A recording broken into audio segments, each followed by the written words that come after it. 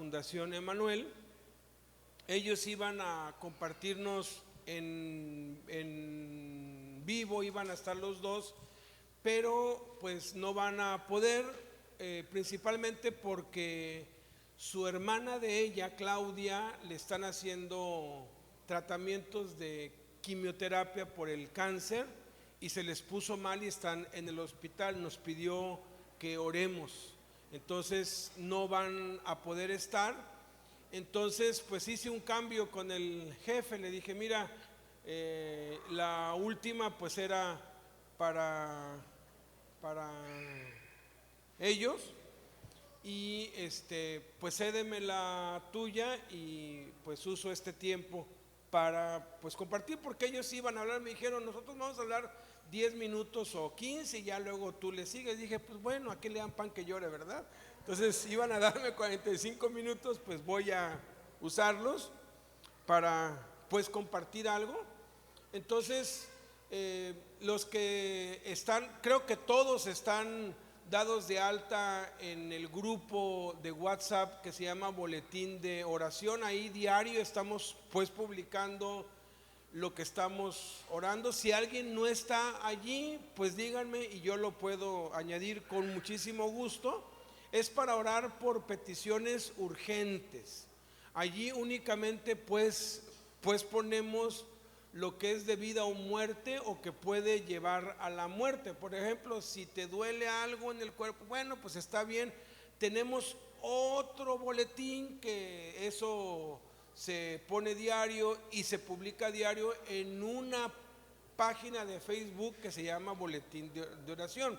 Pero el del WhatsApp, ese es únicamente para lo que sí representa un riesgo para la vida. No, pero está ahí. Ok. Y allí es pues quienes tienen cáncer, quienes están con un tratamiento, quienes están atravesando algo que es un riesgo, pues que puede pues degenerar en algo mucho más grave, ¿no? Entonces quisiera que oráramos ahorita mismo por Claudia. Oráramos por mamá Tere también, que a sus 104 años le ha vuelto el cáncer y empieza a tener muchos dolores en el brazo. Ella desde hace años ya se quiere ir, ella está lista, ella está a cuentas con Dios. Nos contaba ayer Chelita que ya se despidió de todos, ¿no?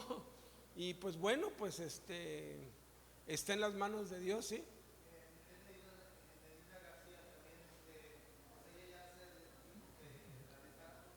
Ya la desahuciaron.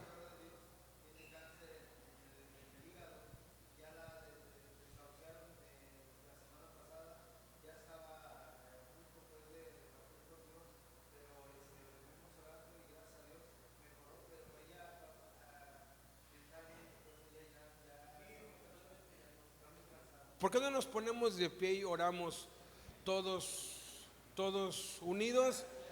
Ahora sí que digan amén a lo que yo ore, y eso es poderoso, porque pues Jesús dijo que si dos de nosotros nos ponemos de acuerdo sobre la tierra, y como nos decía nuestro hermano hace un rato, la mejor oración que podemos hacer es que se haga tu voluntad. La voluntad de Dios es buena, agradable y perfecta, aun cuando no nos guste. Después nos damos cuenta que fue lo mejor. Entonces vamos a orar, a clamar por la voluntad de Dios.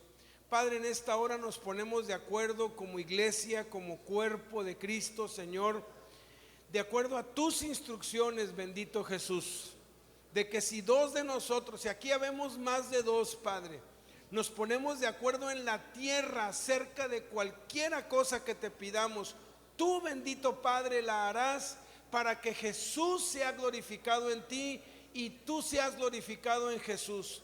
Padre, ponemos delante de ti a mamá Tere. Tú le has concedido larga vida, Señor. Y Padre, ya el cáncer se había ido y el cáncer ha vuelto, Padre.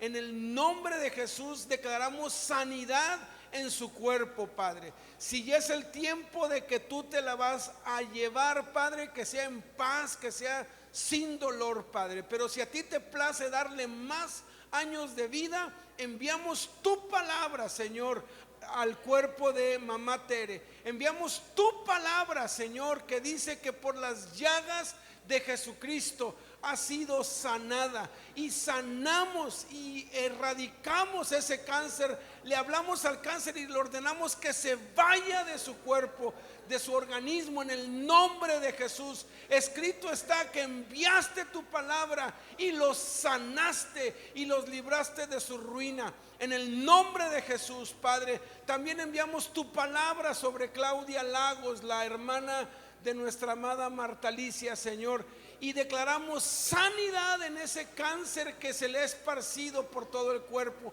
En el nombre de Jesús nos ponemos de acuerdo, Padre, para que tu perfecta voluntad sea hecha en su vida y tú hagas el milagro como lo has hecho tantas veces, Padre. Y también intercedemos por Enedina, Señor, declarando sanidad en su cuerpo, Padre, pidiéndote que tu voluntad se haga, Señor, pero clamando por un milagro, porque hemos visto milagros y creemos que tú puedes hacer milagros, y si no lo creyéramos no te lo estaríamos pidiendo, Señor. Por eso te lo pedimos, porque creemos que sí lo puedes hacer y que sí lo quieres hacer, en el nombre de Jesús. Amén. Amén. Pues bueno, abran sus Biblias en Efesios capítulo 4. Efesios capítulo 4 es un capítulo muy famoso para los líderes, ¿verdad? No sabemos de memoria Efesios capítulo 4 versículo 11, que dice: y él mismo constituyó a unos apóstoles, profetas, evangelistas, pastores y maestros, ¿verdad? Pero siempre es importante ver el contexto. Casi nos quedamos nada más allí, pero está hablando del establecimiento de Dios del liderazgo con un propósito. Y dice aquí en el versículo 12 que ese propósito dice a fin de perfeccionar a los santos. Fíjate, la razón de ser de los líderes, no somos los líderes. Nosotros no somos la estrella.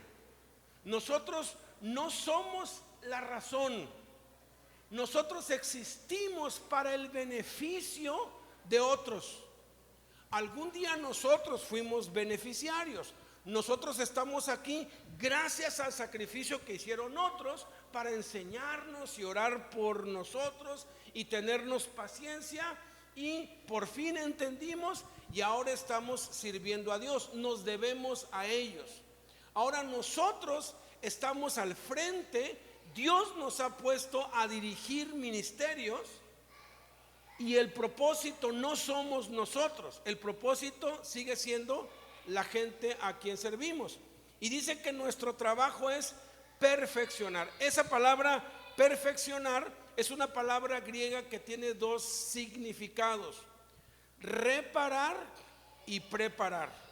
Es como un auto que te dan chocado y tú lo primero que tienes que hacer es repararlo, y una vez que lo reparas, lo equipas y lo pones para que se use. Es un auto que no sirve, pero tú lo arreglas y luego lo pones en circulación.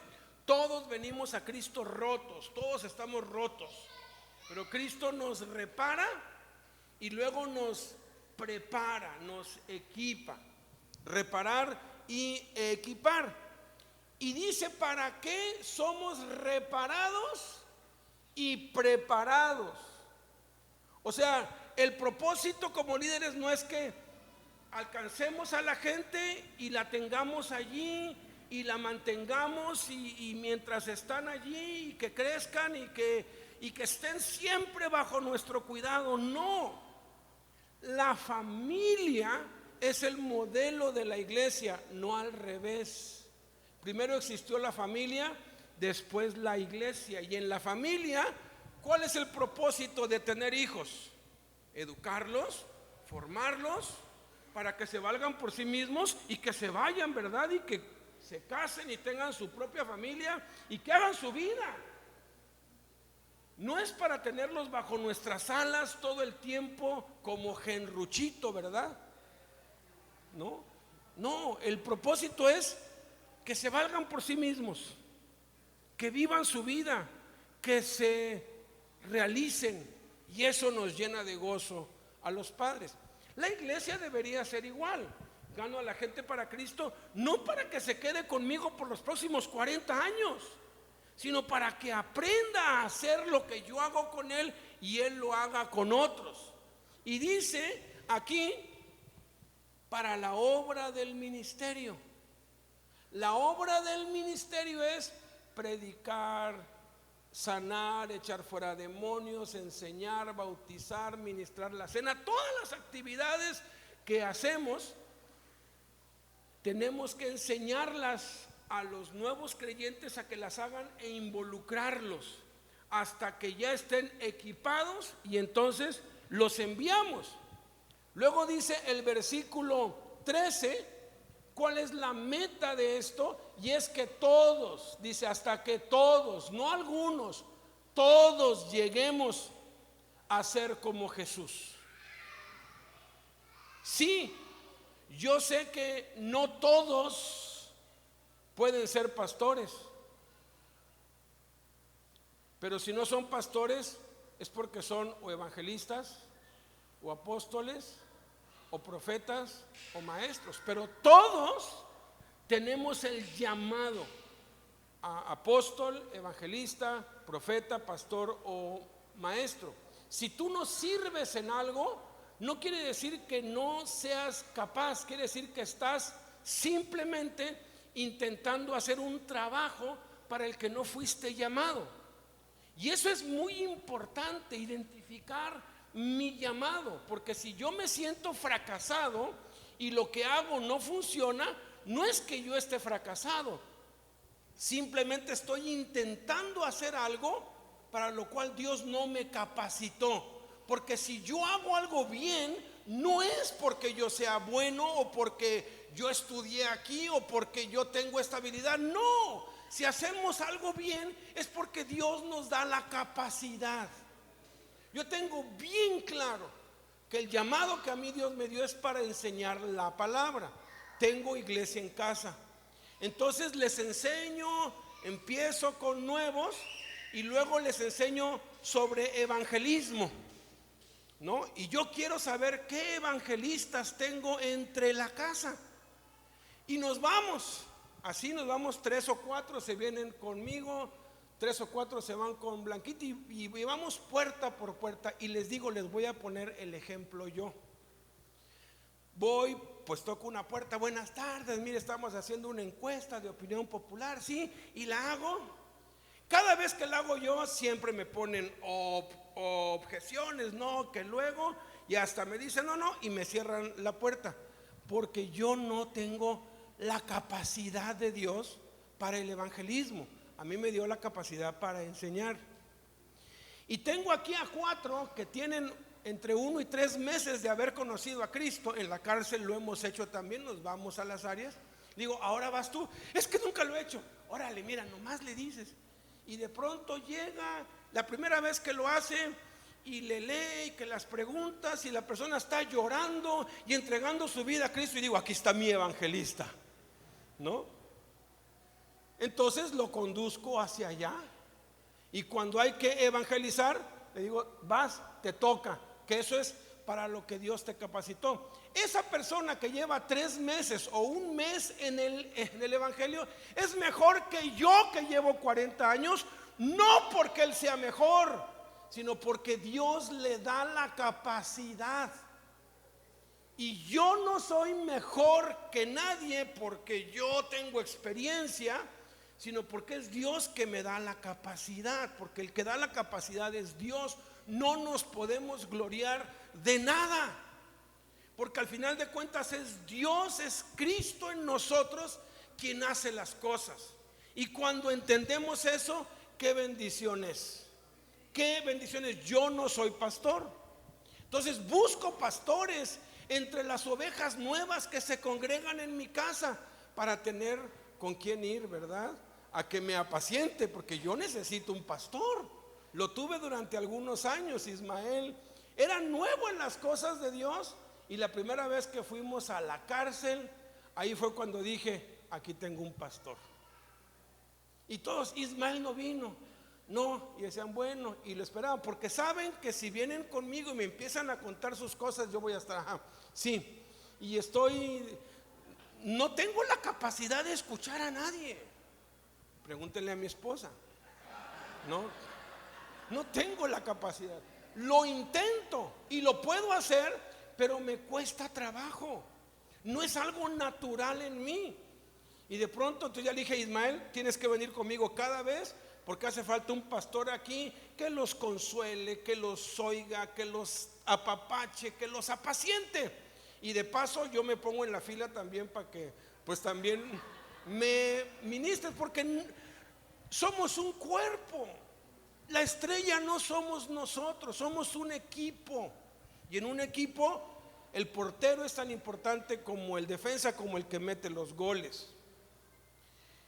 Versículo 14 dice cuál es la razón por la cual debemos preparar a otros, para que ya no seamos niños, para que no se nos extravíe porque hay enemigos, para que estemos unidos.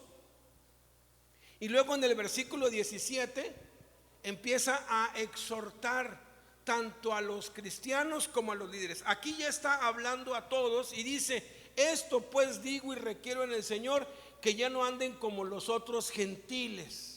Y empieza a hablar cómo los gentiles andan y cómo andábamos tú y yo antes, porque venimos de allí.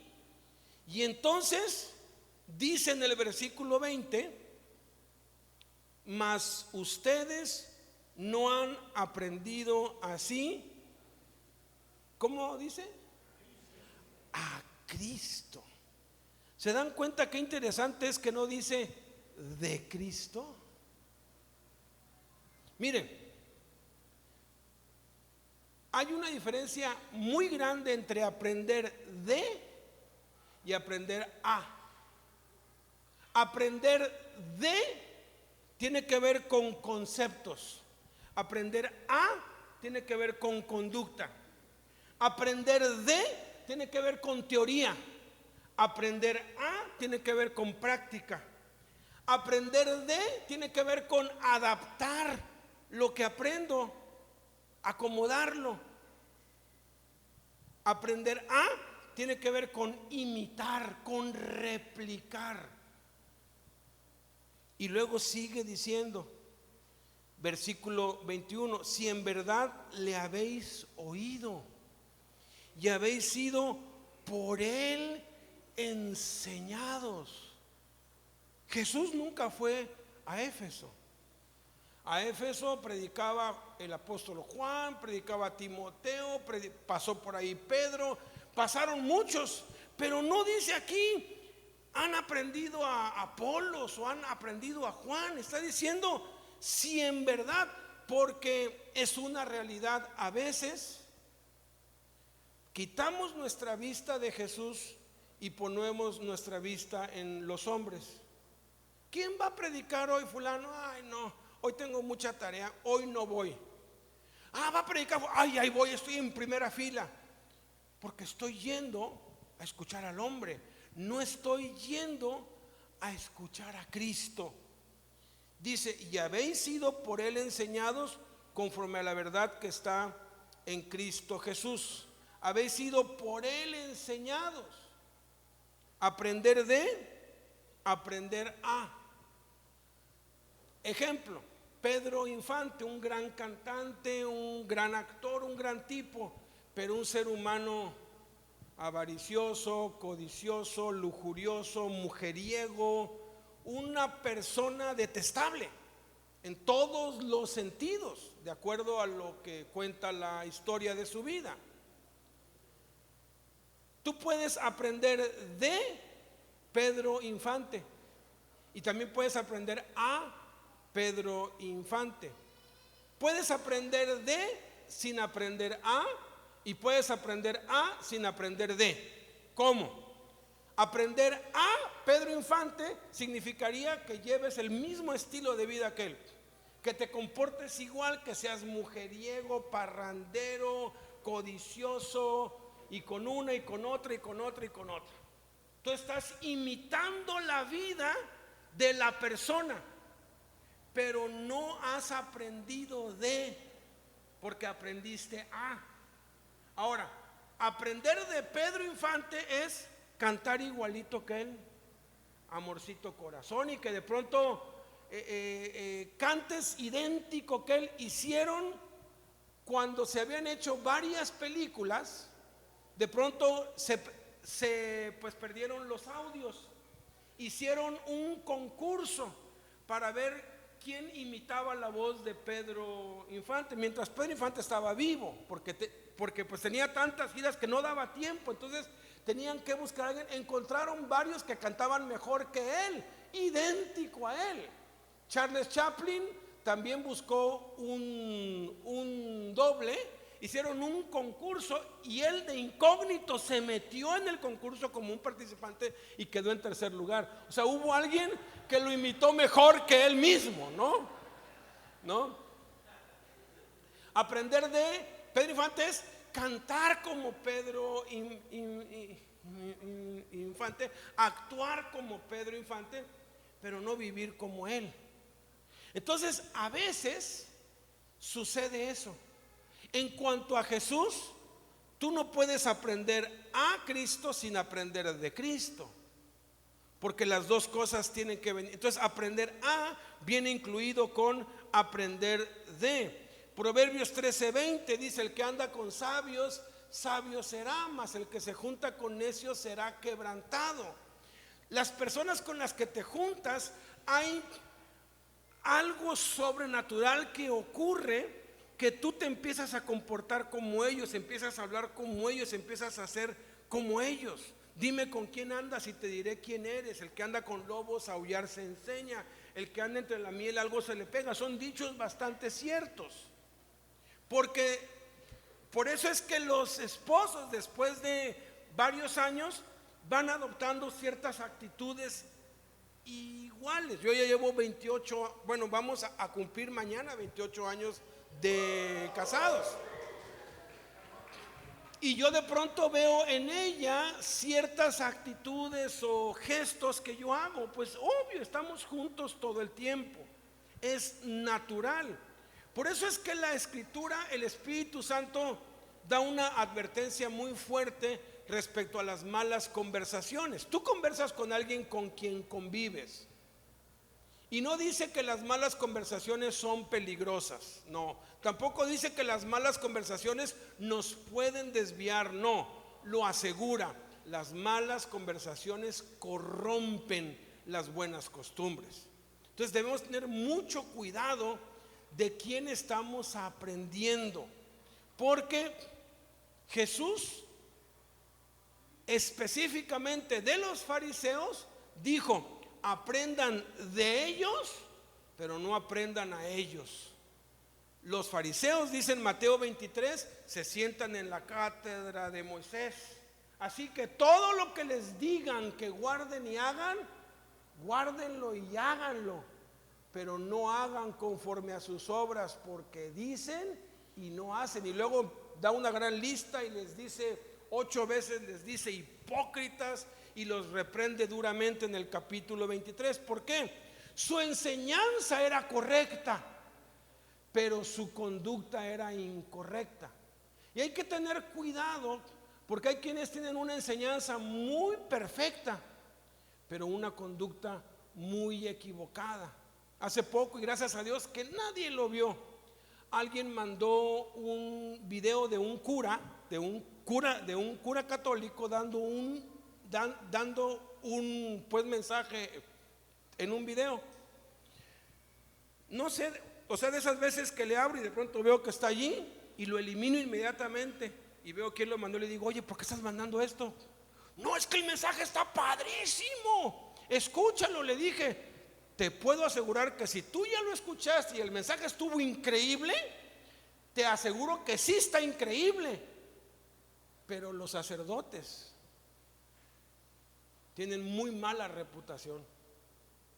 Y si yo permito eso, entonces estamos permitiendo la conducta de ellos. Decir, pues entonces es lo mismo. No, no es lo mismo. Nuestra conducta debe respaldar nuestras palabras. Ese es el evangelio. El evangelio no son solamente palabras.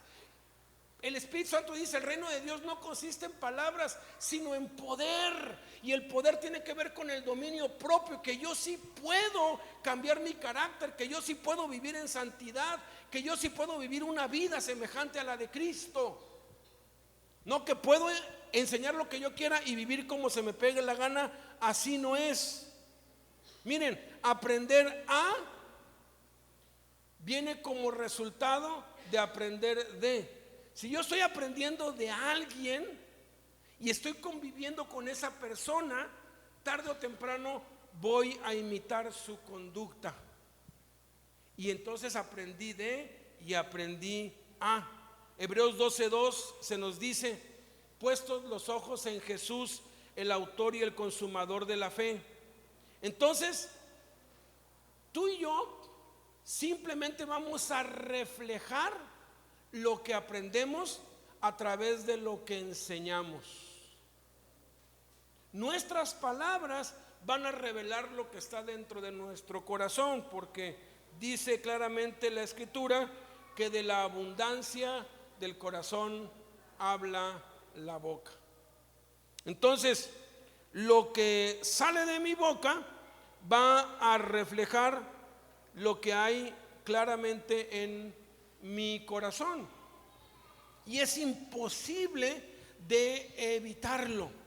Eso simplemente sale. Y yo estoy tan emocionado, tan entusiasmado, tan contento de que estamos unidos.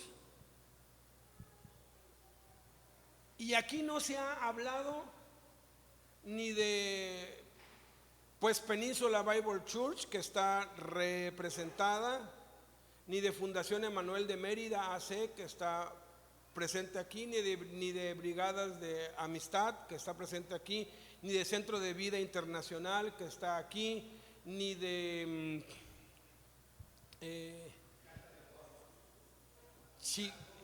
Chihuahua Centro de Oriente, Amistad Centro y Amistad Oriente, Casa de Oración, Fundación Emanuel Campeche, Fundación Emanuel Mexicali, Fundación Emanuel del Bajío, Cruzada Mexicana. ¿Quién más se me está yendo? ¿Qué otra institución está representada aquí? Fundación Tamaris, que ahorita vamos a oír lo que nos va a contar. ¿Verdad que no hemos oído eso? Hemos escuchado la palabra de Dios.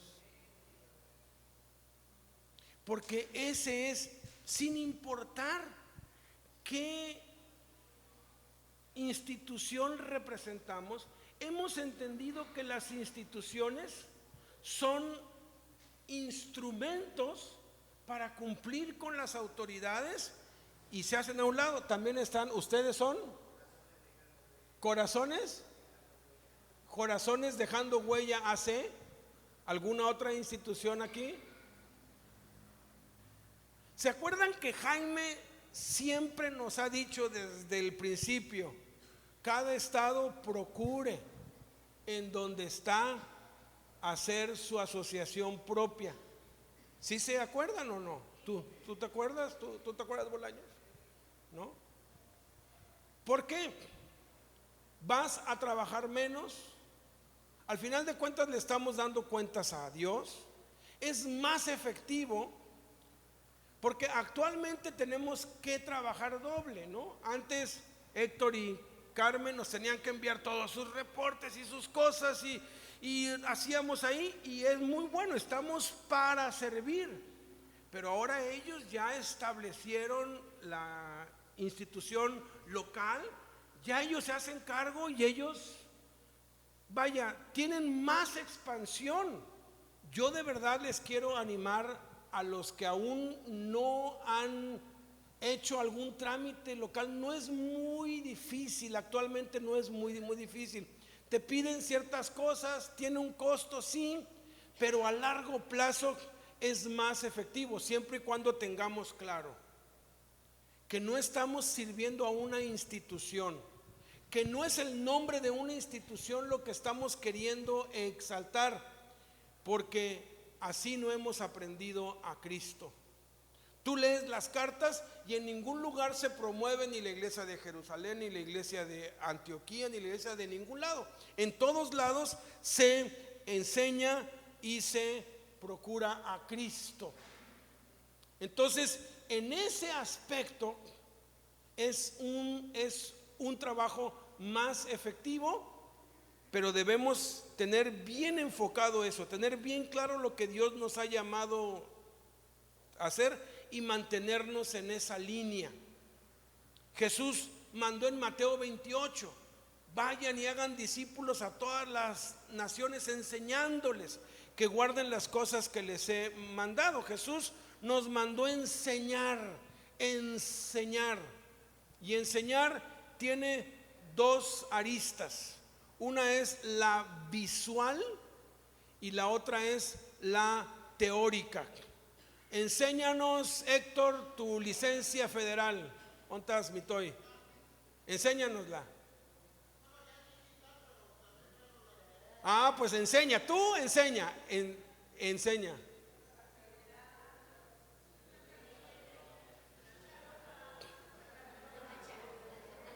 Ahí está, sacando su licencia. Ahí está, mira. ¿Qué está haciendo? Está enseñándola. ¿Está hablando algo? No. Ahora ven para acá rápido. Ahora enséñanos cómo se limpia un carburador, porque él es mecánico. Enséñanos cómo se limpia un carburador. Pues primero se desarma, se compra un carbuclin y ya que se desarmó, pues se le echa el spray trae un popotito así delgadito para limpiar todos los orificios pequeñitos.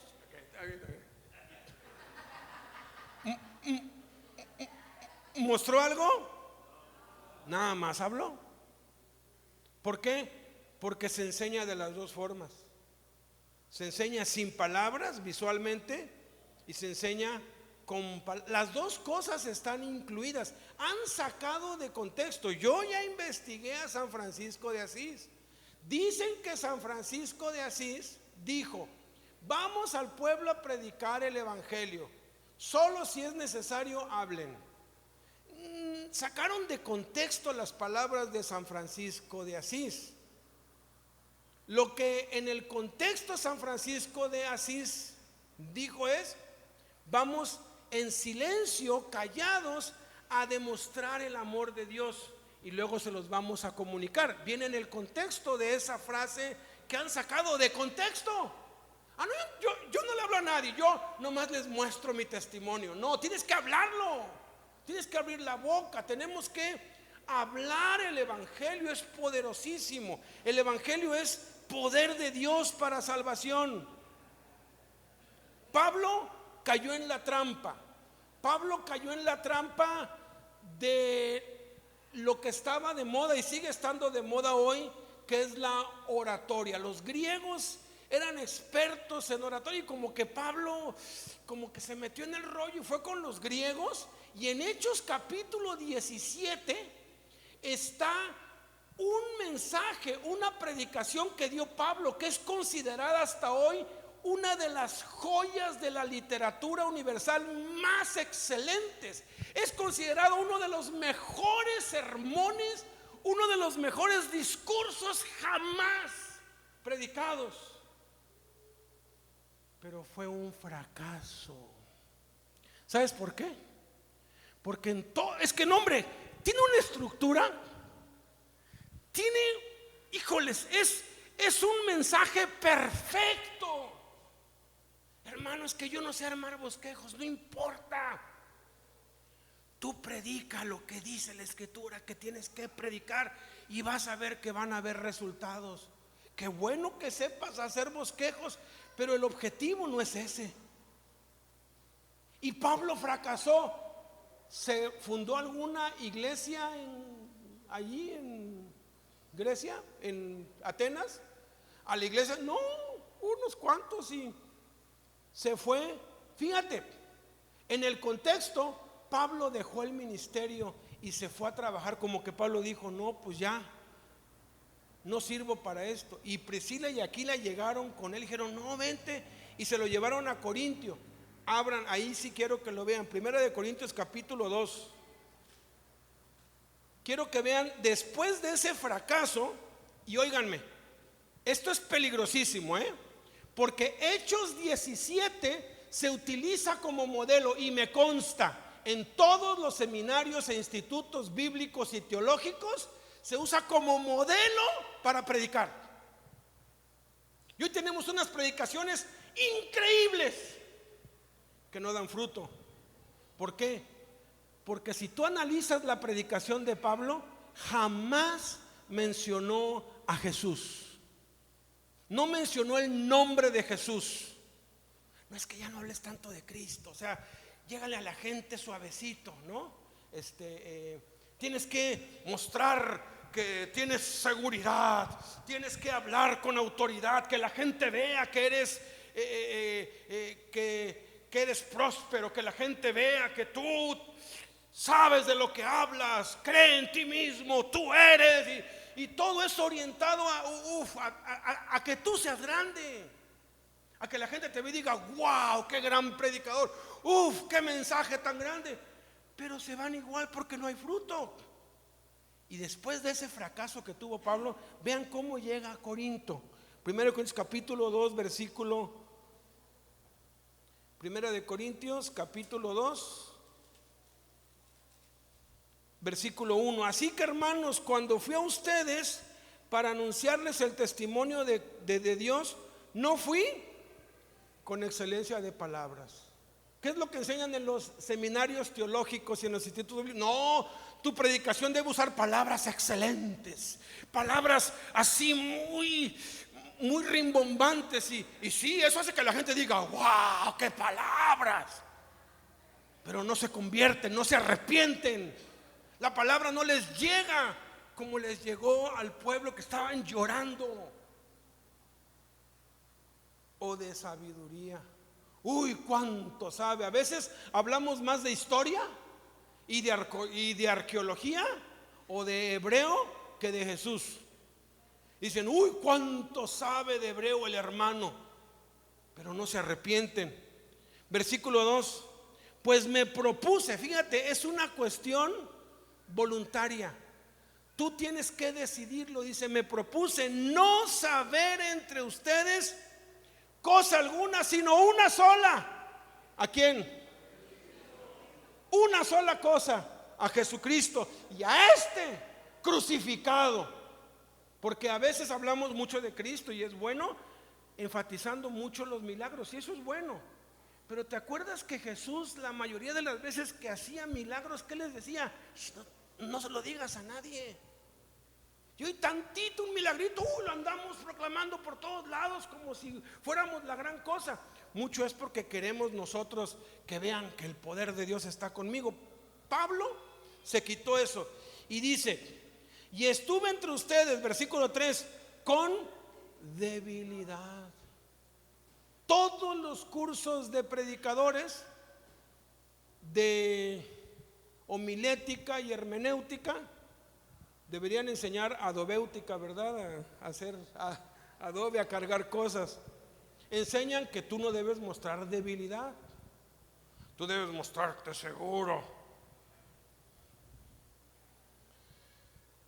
Y cuánto gusto me da ver que le tiemblan las piernas a muchos todavía. Y digo, gloria a Dios, todavía no se le sube, ¿no?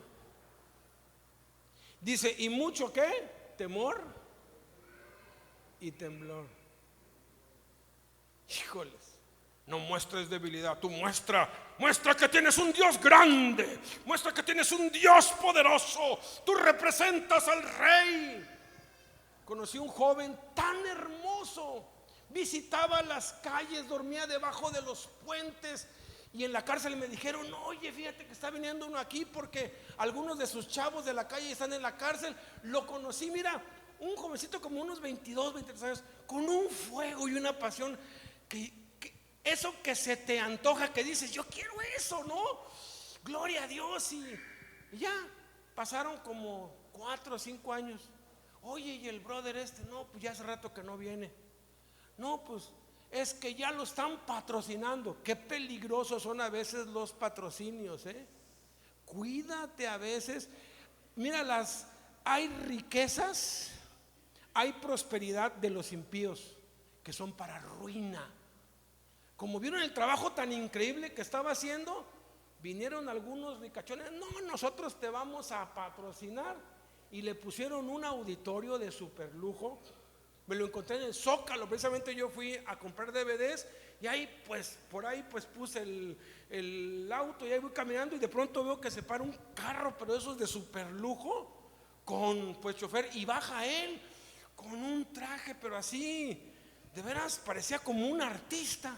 Digo: brother, yo dije, es él por los ojos, porque ojos verdes tiene, bonito el chico. Digo: ¿eres tú? Sí, gloria a Dios. Hermano, ¿cómo estás? Qué gusto. ¿Sigues yendo a la cárcel? Le digo: sí. Me dice: no, yo ya tengo un auditorio y estamos haciendo reuniones y campañas, y ya soy vice no sé qué de la alianza de no sé qué y de no sé qué tanto. Dije yo: ¿y los niños de la calle? Bueno, eso, pues empecé con eso, pero ahorita pues estamos en campañas, y me cambió el tema. Y de pronto pues me vio y me dijo: hermano, yo veo que no, así me lo dijo, yo veo que no has prosperado, tú te veo igual que la última vez, ¿no? Le dije: bueno, igual pues si me dicen pues que me ve más gordo, pues sí es cierto, ¿no? Le digo: sí, hermano, somos hijos de un rey, tenemos que vestir como dignos representantes del Rey cuyo mensaje llevamos. Y le dije: pues no sé de qué rey me hablas. Dije: porque el rey a quien yo sigo es manso y humilde, y nunca anduvo con ropa lujosa. No exagere, hermano, no exagere. Bueno, hermanito, hasta luego. Dije: yo qué voy a andar perdiendo mi tiempo. Qué tristeza es querer parecerse al mundo. Aquí es todo lo contrario. Versículo 4: y ni mi palabra ni mi predicación fue con palabras persuasivas de humana sabiduría, sino con demostración del Espíritu de Él, para que vuestra fe no esté fundada en la sabiduría de los hombres, sino en el poder de Dios. Entonces, ¿de quién estás aprendiendo tú? Si tú dices: no, yo estoy aprendiendo de Fundación Emanuel, estás bien mal y te va a ir mal, no te va a cambiar. Vas a tener mucho conocimiento, pero no va a haber ningún cambio en tu vida, y al final de cuentas, ¿de qué sirve? Tenemos que enfocar, aprender a Cristo. Cuando tú tienes claro que quien quiera que se pare aquí es Cristo hablando, eres inmensamente bendecido, porque no importa si predica bien o si predica mal, tú sabes que es Dios dándote un mensaje que no te tienes que perder. Pero debes tener cuidado. Yo luego pues allí en el en el YouTube o en el carro, ahí voy poniendo y pongo una prédica. A los 5 minutos le cambio a otra, y a los 5 minutos a otra, y a los 5 minutos a otra, y me canso, y ya mejor nada más traigo la Biblia en audio, porque hay cada predicador. Tú luego te das cuenta cuando un predicador no está predicando bajo la unción del Espíritu Santo. Cuando Jesús dijo: recibirán poder y vendrá sobre ustedes el Espíritu Santo, ¿qué dijo después? ¿Y me serán qué? Como resultado del poder del Espíritu Santo, tú y yo vamos a ser testigos de Jesús. Pero si alguien empieza hablando, no, que nuestra denominación está en varios países y que nosotros hemos alcanzado, y empiezan a hablar de su trabajo, ya no está el Espíritu Santo ahí, el que sigue. O empiezan hablando sobre, por ejemplo, a la cárcel llegó uno, no, oye, que si le das sirve, y habló sobre Elías, un mensaje increíble, y Elías, y dije, ¿ya qué hora va a hablar de Jesús? Y después de una hora de estar hablando sobre Elías, pero un mensaje poderosísimo, pero era puro Jesús. Perdón, era puro Elías y nada de Cristo. Y cuando uno no está, escúchame, cuando uno no está aprendiendo correctamente, uno no va a enseñar correctamente. Y si no enseñas correctamente, te puedes desviar. Porque si no sabes discernir la voz del Espíritu Santo, puede ser que estés oyendo la voz de demonios. En los últimos días el Espíritu dice claramente que algunos apostatarán de la fe escuchando a espíritus engañadores y doctrinas de demonios. Y entonces dijo, y ahora pasen al frente los que quieran recibir el espíritu de Elías. Yo dije, este sí ya se torció. Ya se torció. Y apliqué la que aplico cuando me quiero ir de un lugar sin ser descortés. Voy con él y le digo, oye, voy al baño. Nadie te va a decir, no hermano, quédese, no, córrale, no. Voy al baño, vengo después. No le dije que iba a volver hasta la próxima semana, ¿verdad? Y me fui al baño. No tenía ganas de ir al baño, pero para no decir mentiras entré al baño y dije, bueno, ya me voy al baño, ya me voy. Y me fui. ¿Recibir el espíritu de Elías? ¿Cuándo predicó eso Pedro o Jesús? Acabo con 6 versículos bíblicos que quiero que los leamos juntos, porque quiero comprobarte bíblicamente qué predicó y qué enseñó cada generación desde que Jesús ascendió al cielo y envió al Espíritu Santo. ¿Qué predicaron? ¿Qué enseñaron ellos? Y mira, lo fueron pasando de una generación a otra, de una generación a otra, ¿Qué vamos a dejarle a la siguiente generación? ¿Qué legado le vamos a dejar a nuestros hijos naturales y a nuestros Timoteos? ¿Qué les vamos a dejar? La Fundación Emanuel, brigadas de Amistad Centro Oriente. ¡No! ¿Les podemos dejar eso? Tenemos que tomar la estafeta. Ahorita vamos a ver 6 generaciones que se fueron pasando la estafeta. El legado que nos enseñó Reinaldo lo fueron pasando y lo fueron agarrando bien. Primer generación, los 12 apóstoles. Hechos capítulo 5. Búscalo allí en tu celular, búscalo allí en tu Biblia. Vamos a leerlo en voz alta, todos juntos en voz alta a la de 3. Reina Valera 1960, por favor. Hechos 5:42. ¿Ya lo tienen? 1, 2. Espérense, aquí ya. Usted, hermanita, en cuanto lo tengan, quiero que todos lo tengan. ¿Ya lo tienen? Hechos 5:42. ¿Ya está? En cuanto nuestra hermanita lo tenga, vamos, ¿ya? ¿Ya? Perfecto, ok, ¿ya?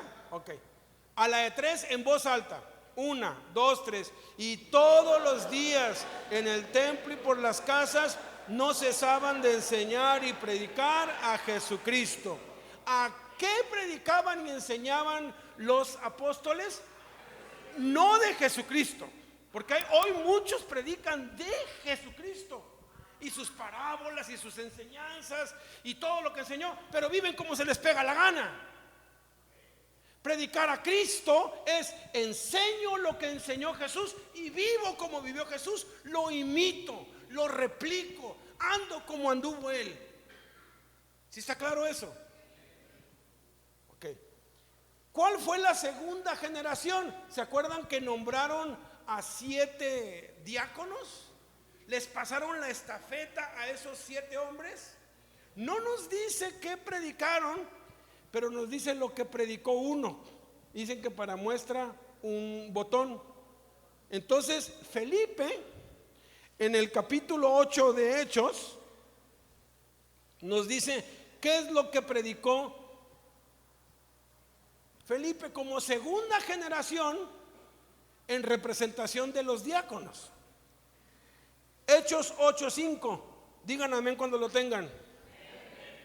Vamos a leerlo a las 3. 1, 2, 3. Entonces Felipe, descendiendo a la ciudad de Samaria, les predicaba a Cristo. Otra vez, no de Cristo, a Cristo. ¿Cuál fue la tercera generación? Pues la tercera generación surgió de la persecución, ¿no? Discípulos que se fueron por todos lados, y en Damasco se levantó una iglesia y habían discípulos. ¿Y qué discípulos, mano? Uno de ellos se llamaba Ananías, un discípulo, un aprendiz, orando, y se le apareció Jesús y le dice: levántate y ve a la calle que se llama derecha, porque ahí está Saulo. Y en vez de espantarse, ¡ay, se me apareció!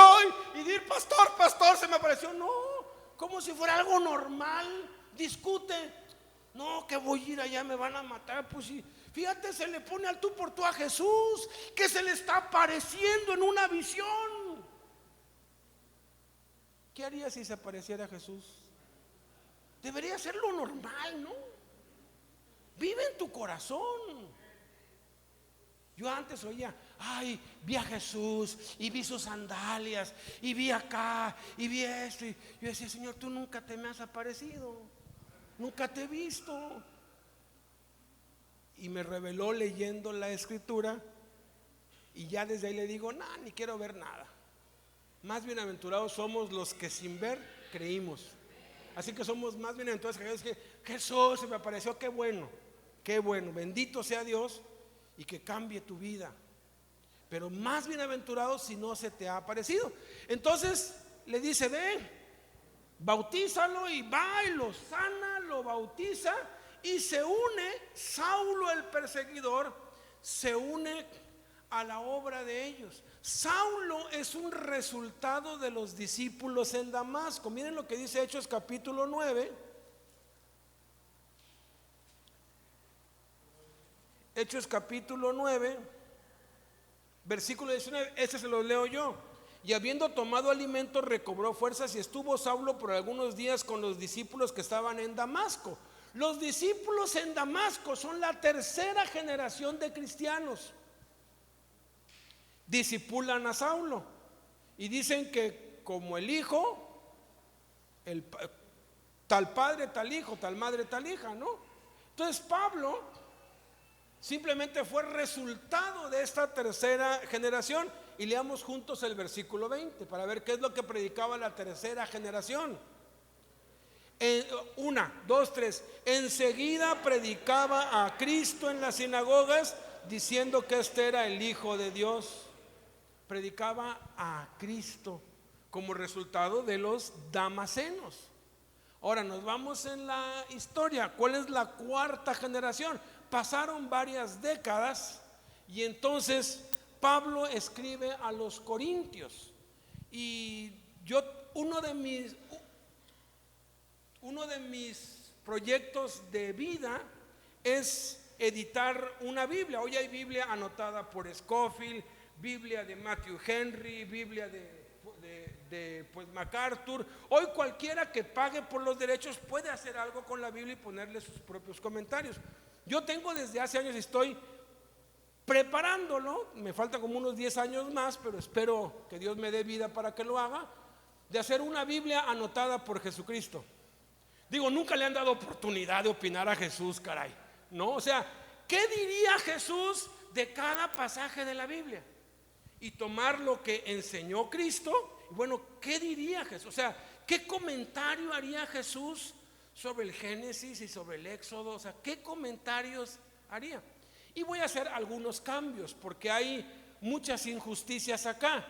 ¿Cuántos son fans de los Beatles? Yo soy fan de los Beatles, que sea de mis tiempos. ¿Usted es fan de los Beatles? ¿Qué pensaría si le digo, todas las canciones de los Beatles fueron de Paul McCartney? No, es injusto, ¿no?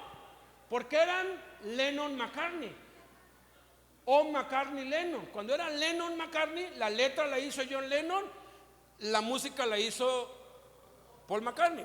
Cuando era McCartney-Lennon, la letra la hizo McCartney y eran ambos, ¿no? Pues yo le voy a cambiar el nombre a las cartas, porque le llamamos primera carta a los Corintios. La carta no es a los Corintios, la carta a los mexicanos, no, la carta es a la iglesia que estaba en Corinto. Es muy diferente escribir una carta a todos los mexicanos a escribir una carta a la iglesia que está en México.